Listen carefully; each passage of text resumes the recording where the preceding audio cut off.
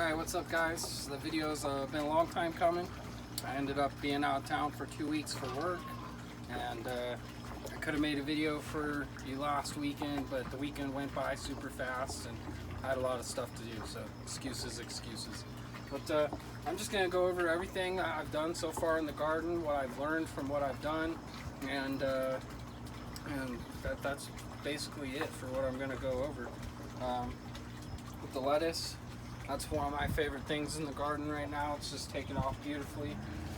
When I first planted it, I thought that I was planting a romaine lettuce for the lighter green one, and it's actually a head lettuce. So I'm thinking that I might have planted a little bit too many of them in there, but I'm just going to kind of roll with it. Today I'm going to cut some of these big outside leaves off on both the purple and the green, just to kind of free it up a little bit. So that's the lettuce. We got some flowers and stuff planted in our garden here and there. The flowers are good to attract pollinators, bees, birds. I don't know that birds are as much a pollinator, but we have a bird seeder up here, and it's just nice to have all that wildlife out on the porch and stuff. So I ended up getting a raspberry plant start, so I'm not really sure how that will go. I probably won't get any raspberries this year, but any kind of plant that I can have, I love to have on the porch. So the mint. Mint, I just pinched the tops off the mint not too long ago to see if maybe I can get them to kind of bush out a little bit more, get all this stuff to grow. We're not going to plant in any bigger of a container. You can see there's plenty of mint leaves, and you can come through and you can just pinch, some mint leaves off and throw them in a glass of water, and it's really good for health stuff. So strawberry plant, this thing's not going to be producing any strawberries this year either. It's possibly similar to the raspberry.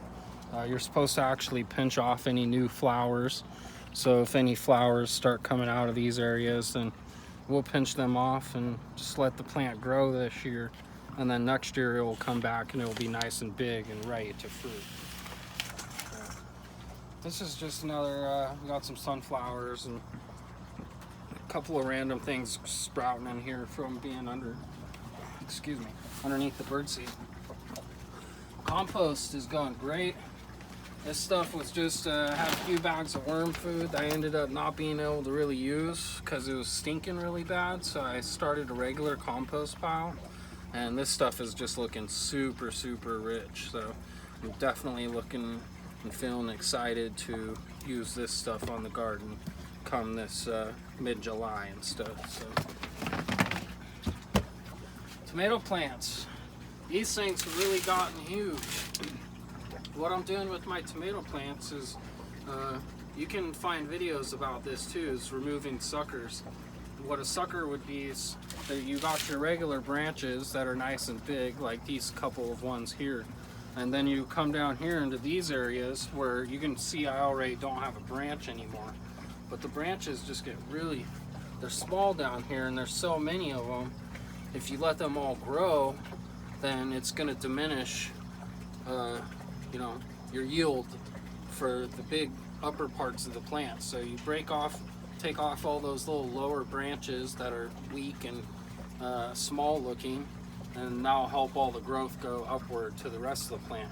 And another thing is I pinched the tops off of these plants here, similar to what I did with the mint, to kind of try and encourage it to bush out a little bit more. So and one other thing I'm doing with the tomato plants is that when these flower pods come in here on the top, you want to come in there, and these are kind of small right now, so we'll wait like 2-3 more days and they'll get a little bit bigger, and then we'll pinch those pods off, and kind of we do that for the first month or so that they're trying to do that, until the plant gets nice and big, and then let all those pods all start coming in all at once, and you can get a lot bigger yield than just letting them go into fruit. If it goes into fruit, then it's going to want to start fruiting now, and it won't want to grow anymore. So I got a little bean plant and a snap pea plant here.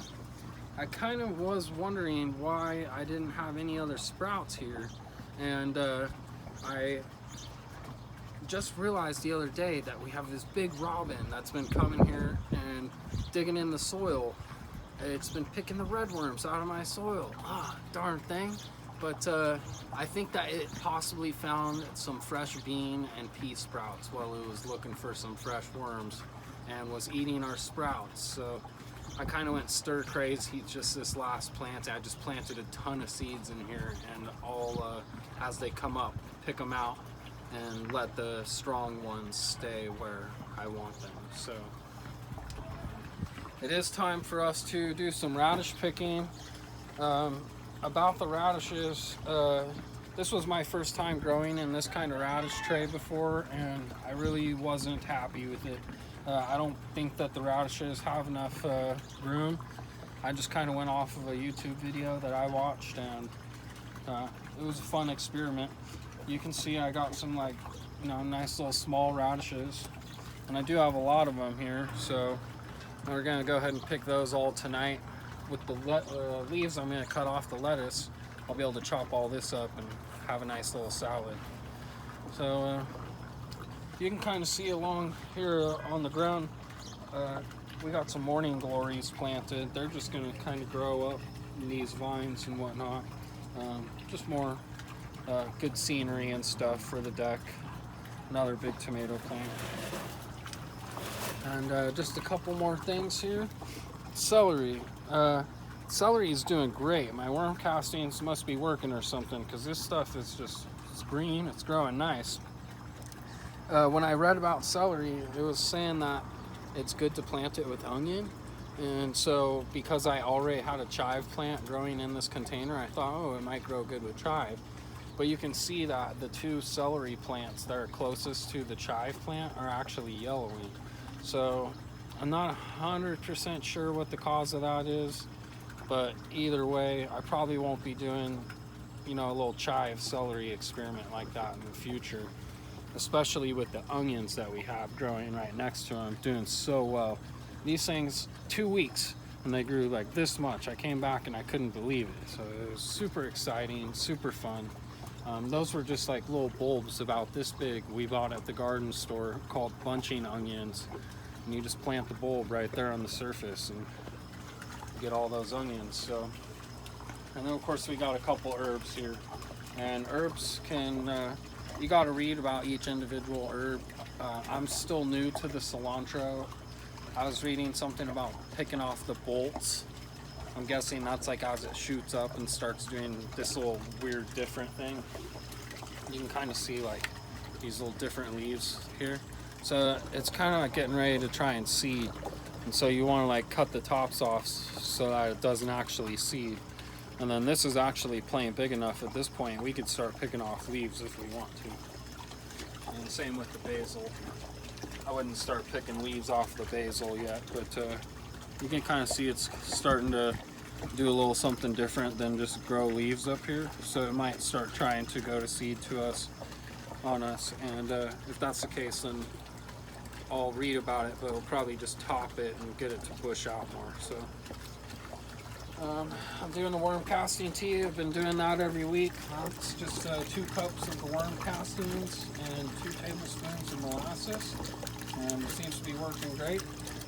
So having a lot of fun with it, as much as I've had to spend the time away. Sorry I haven't been able to post more videos, but I'll have more videos coming up because we'll be planting new and different stuff, and of course harvesting as the summer comes along. So hope you're getting your garden going. It is definitely getting late, so if you haven't started yet, get it going. And aside from that, hope you guys have a beautiful evening and a beautiful week.